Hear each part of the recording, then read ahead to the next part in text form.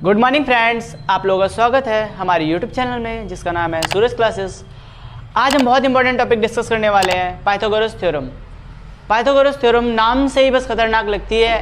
Y इसका नाम Pythagoras theorem ही क्यों है? क्योंकि ये पाइथागोरस नाम के एक व्यक्ति ने इन्वेंट की थी या मैथमेटिशियन ने इसको खोज की थी, इसको बनाया था। तो उसने इस थ्योरम को बनाते समय कुछ रूल्स रखे, जो रूल्स कंडीशन आज भी हर जगह वैलिड है, तो उसी को हम डिस्कस करने वाले हैं। मोस्ट इंपॉर्टेंट चीज़ ये है कि पाइथागोरस थ्योरम किस ट्रायंगल पे अप्लाइड होती है। पाइथागोरस थ्योरम हमेशा सिर्फ राइट एंगल ट्रायंगल पे ही अप्लाइड रहती है, सिर्फ राइट एंगल ट्रायंगल पे। सबसे पहले समझ लो राइट एंगल ट्रायंगल।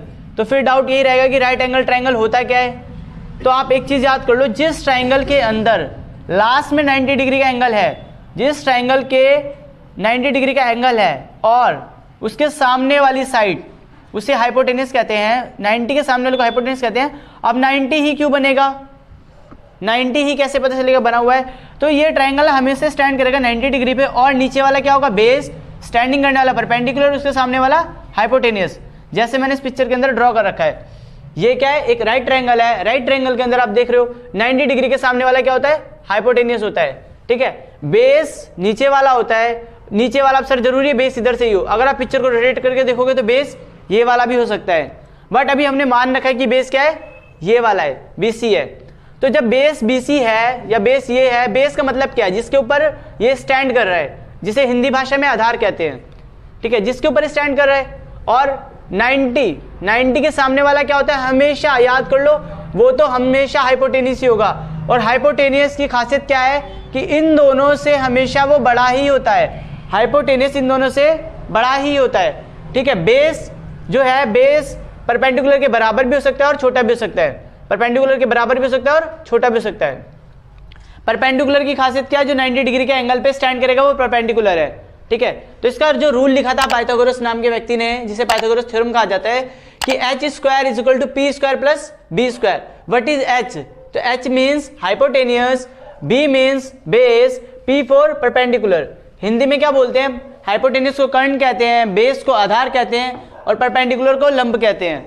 ठीक है, तो हाइपोटेनियस की वैल्यू डाली हमने 13, बेस की वैल्यू डाली हमने 12 और परपेंडिकुलर की वैल्यू लिए 5। ठीक है, सबसे पहली बात कि ये वैल्यूज मुझे याद है या मुझे पता है। आप लोग अगर कोई क्वेश्चन आता है तब आप ऐसे करोगे, खुद से कोई वैल्यू लेट करके आप उसे इक्वल नहीं प्रूफ कर सकते हो। ठीक है, ट्रायंगल्स अगर इक्वल नहीं है, मान लेते हैं ये दोनों इक्वल नहीं है, इट मीन्स वो राइट ट्रायंगल नहीं है। अगर ये दोनों इक्वल नहीं आएंगे तो राइट ट्रायंगल नहीं है। तो फर्स्ट ऑफ ऑल हमने देखा 13 पुट किया, 13 के ऊपर स्क्वायर लगा था। अब स्क्वायर का मीनिंग आप लोगों को याद होगा कि स्क्वायर का मतलब क्या होता है? 13 इंटू 13 सेम एज। तो हमें समझ आ गया कि 13 का स्क्वायर क्या होगा? 169, 12 का स्क्वायर 144 एंड 5 का स्क्वायर 25। बीच में ऐड लगा है, इस वजह से मुझे ऐड करना पड़ रहा है। ध्यान रखना, कोई भी चीज मैथ के अंदर विदाउट सिंबल, विदाउट रूल्स के नहीं होती है। और हमने क्या चीज देखी कि ये दोनों क्या आ रहे हैं? इक्वल आ रहे हैं। ये इक्वल आ रहे हैं, इस वजह से ये क्या है? राइट ट्रायंगल है। ठीक है, सेकंड थिंग, इससे क्या प्रूफ होता है? एक चीज और, कि हाइपोटेनियस थ्योरम क्या है? सही है। अगर हाइपोटेनियस थ्योरम सही है तो एक क्वेश्चन और ले लेते हैं हम और उसको सॉल्व करने की कोशिश करते हैं। एक एग्जांपल के लिए आप लोगों ने देख लिया, अब इसी क्वेश्चन को हम इधर से करेंगे कि 13 हमें पता है, मान लेते हैं हमें ये नहीं पता p, तो p स्क्वायर हो जाता और b की वैल्यू हमें पता है 5 है। ठीक है, हमने रख लिया। 13 का स्क्वायर कितना था? अभी आप लोगों ने देखा 169, p का स्क्वायर हमें नहीं पता, सेम एज, और प्लस का प्लस, 5 का स्क्वायर 25 हमने मान लिया है। 5 का स्क्वायर हमने 25 मान लिया है। जब हमने 5 का स्क्वायर 25 मान लिया है तो क्या होगा? इसके अंदर जो 25 है वो इधर क्या है? प्लस में, इधर आके क्या हो जाएगा? माइनस में आ जाएगा, p स्क्वायर के बराबर। अब देखो, ये कोई भी चीज आपको पता है इक्वल के तरफ जाएगी तो प्लस से माइनस, माइनस का प्लस हो जाता है, तो प्लस के इधर आके माइनस हो गया। अब माइनस करेंगे तो 144 के बराबर आया।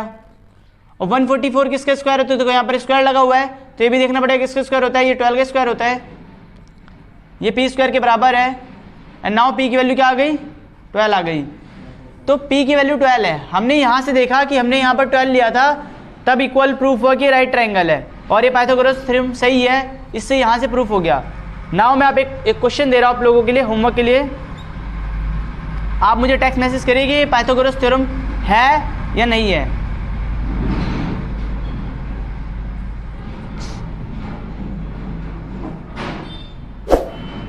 बी फाइंड करिए। आंसर कमेंट करिएगा। वीडियो अच्छी लगी तो लाइक और सब्सक्राइब। Thank you.